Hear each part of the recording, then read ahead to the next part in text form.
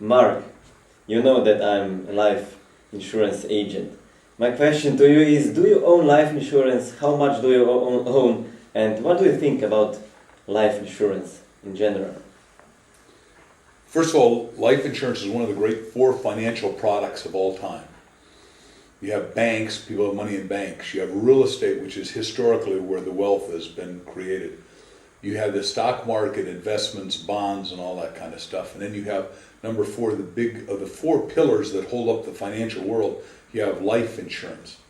I've been training in a life insurance business for 34 years. I totally believe in life insurance. I believe everybody is basically fundamentally underinsured. I believe that when a child is born, you and I have talked about having juvenile insurance, which I bought on both my daughters, a $5,000 single premium policy that now guarantees and is paying their way through college. So I thought that was good. In our country, we have to buy life insurance to guard our estate. Now, the most insurance that right now I have over $12 million just on me to pay off my trademark. Now, do we think it's enough? We don't, but they limit me to what I can buy because they don't want to have risk. I mean, a lot of my friends and partners and Horatio Algier colleague members are multi-billionaires, and at the moment, even Lloyd's of London won't even share the risk. Otherwise, they would all love to be insured for $1 billion, because the beautiful thing about insurance is it costs pennies on a dollar. So it's a little investment, like hinges on a big door that turn a big door, so it gives big leverage. And I think the second thing about insurance right now is that I want to keep loading up on insurance to make sure that my foundation is one of the best funded foundations in the world. Like, one of my 6,000 goals is that I personally want to be the first person to buy $1 billion worth of insurance. So when I do die, my foundation will be benefacted with $1 billion that I will have paid probably $3 million for the insurance, and somebody's going to be in line for $1 billion. And good for them. I think it's one of the most wonderful ideas I've ever come up with, and I've written pages about it as one of my goals, because I believe insurance is a product. I know that it pays. I know the insurance industry has tremendous integrity. I know that they've got lots of stuff going, and I own a piece of an insurance company that Tom Sullivan, who's one of the great piano players, actors.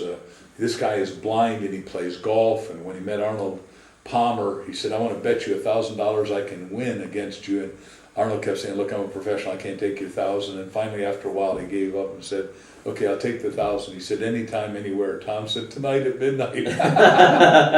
But Tom and I were talking on the phone, and Tom said, "Mark, do you know that because I'm blind, I can't get insurance?" I said, "I will stop that." So I called up the chairman of this company. I own a good piece of Jim Griffin, who you'll be talking to, and I said, "Look, there's 78 million people with some sort of disability, blindness, deafness, handicapness, whatever. They got shot in the war, and they got, or whatever." And I said, "We are going to go after that." See, I say grow rich in your niche. It's a cliche in America, but there are always niche markets that no one looks at. And this is why Warren Buffett is the richest man. He does value investing. He sees what nobody else sees. Well, I see all the business hidden in plain sight. Well, I see 78 million people in America, and we're going to do it. And then, we're going to take care of the 13 million blind in America, and then we're going to start insuring the 250 million around the world, which is what I talked to you about. Because they're blind doesn't mean they shouldn't have insurance. And they either give it to their family or they give it to their foundation. And somebody that's blind, probably with some very specific ailment, like cataracts, want to take care of cataract surgery. Like somebody that's blind wants to pay for a seeing eye dog or a seeing eye person. There are a lot of good causes. The honest charities in our country, they're called 501c3s, which I have a public 501c3. You have them private and you have them public. There's no limit to what insurance can do. It is the vehicle that can give largesse, can give expansion, can give increase. So there is not a better money multiplying vehicle than insurance. And now let's do it the other level. The salespeople of insurance, which you have a lot of, we need more. We don't need less. And it is a little bit rough to begin because people's self-esteem, not because insurance is hard to sell, it's just they don't believe in themselves and they don't believe in a product because they don't own a product. You can't sell a product you don't own. In other words, my cliche is you're convincing when you're convinced. Well, I'm convinced that life insurance is one of the great all-time products of the world. So if I were selling it, I would be not only $1 million round table, top of the table, I'd be top of the court. I'd be one of the 300 best, if not the world's best. Because if I'm going to go into something, I'm intensely competitive. I mean, I've sold more books than anyone on the planet because that's where I want to compete. But I've always loved the insurance business, and if I wasn't doing this business and I wasn't people always ask in interviews, what would you be? I said I'd probably be an evangelist, and if I wasn't an evangelist, the next thing I'd be, number 3, would be a life insurance agent. If I was a life insurance agent, I would insure the very, very rich because they're hard to get to for people who don't know how to get to them. They're easy to get to if you decide that you're going to get to them, and then once you get to them, they have and write the biggest checks. They have the biggest need. And I teach in my insurance sales, in the old days, when I started 34 years ago, people were selling $10,000 temporary term policies, and I said, this is stupid. Start with $1 million. The guy's got a Mercedes. The guy's wife had a mink coat. You know, they go on great vacations. This is the minimum you could take care of. And then, like Charlie Tremendous Jones, I would do what Charlie did, which was outrageous. I don't know if you know this, but he would come in, and now I'm Charlie Tremendous Jones, and you're the client, and I come in and I lay a 4-foot casket on your desk, and I say, Smillian, we're here to talk about your last day. Smillian, you are one heartbeat from eternity. All your friends are one heartbeat from eternity. I'm one heartbeat from eternity, Smillian, and I just don't know what heartbeat that is. So inside this casket, there are 2 things. There's your insurance policy, so you buy that $1 million or $2 million or $10 million worth of policy. That's what you really want, isn't it? Yeah. Then press hard. There are 3 copies. But we also made a letter to Mrs. Mori in case you decide not to buy. And it says, Dear Ms. Mori, today I, Charlie Tremendous Jones, visited your husband. He says he doesn't love you. He doesn't love the kids. He doesn't believe in being committed to good family values. And he didn't want to buy any insurance to take care of you.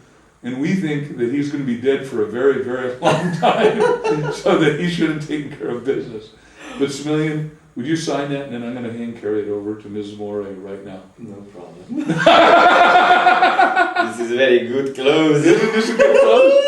See, the clicking the finger gets your attention. Yeah. One heartbeat from eternity. Yeah. The casket gets you to pay attention, because when you're dead, the question Charlie Tremendous Jones asks is, Smillian, when you're dead, how long are you going to be dead for?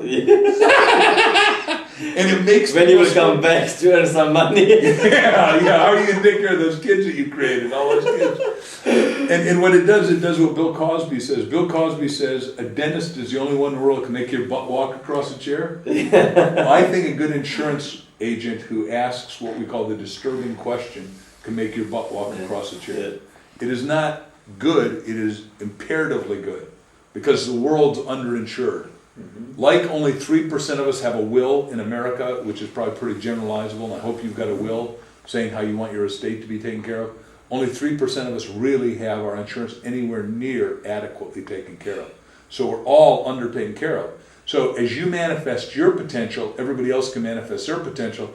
Insurance industry keeps all the money, it keeps the velocity of money going, and it makes everybody better off and no one worse off. I have never, and I'm now old enough to have had a lot of friends die, had one spouse, one relative say he or she had too much life insurance.